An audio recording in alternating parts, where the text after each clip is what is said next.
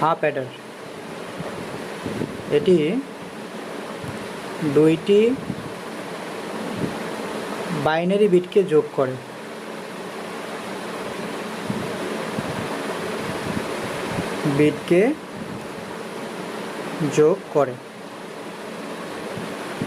আচ্ছা, এটা দেখতে কেমন? এটা দেখতে হচ্ছে, যদি আমরা হাফ অ্যাডারের ব্লক চিত্র আঁকি তাহলে দুটা ইনপুট দুইটা আউটপুট, একটা এ আর একটা বি, হাফ অ্যাডার।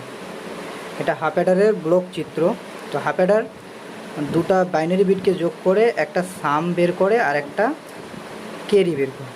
তা সামটা হয় এ আর বি এর এক্সক্লুসিভ, আর ক্যারি হয় এ আর বি এর গুণফল।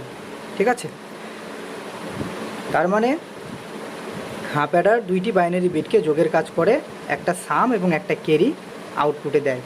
এর আমরা যদি ট্রুথ টেবিলটা খেয়াল করার চেষ্টা করি তাহলে বুঝবো যে একটা এ, একটা বি, একটা সাম, একটা ক্যারি।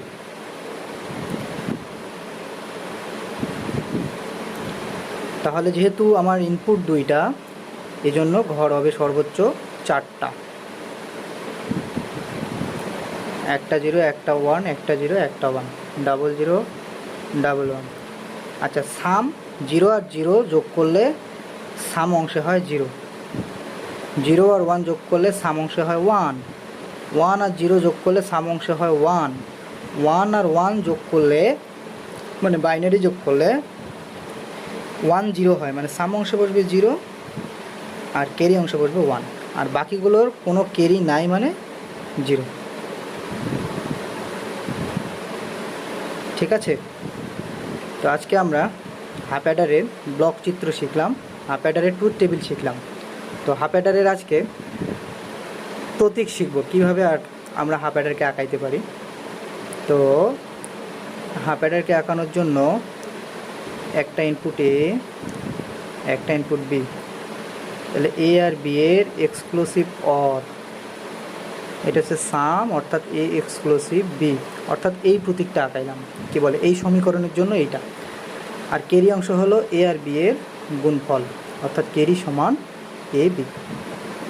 তাহলে হাফ অ্যাডার দুটি বাইনারি বিটকে যোগ করে একটা সাম এবং একটা ক্যারি আউটপুটে দেয়, যার ব্লক চিত্র দেখতে এরকম, দুটো ইনপুট, একটা সাম দিছে আর একটা ক্যারি দিছে, এটা হচ্ছে তার ট্রুথ টেবিল। আর হাফ অ্যাডারের প্রতীক হচ্ছে সমীকরণ অনুযায়ী এটা। ঠিক আছে প্রিয় শিক্ষার্থীরা, আগামী ক্লাসে আমরা ফুল অ্যাডার নিয়ে আলোচনা করব।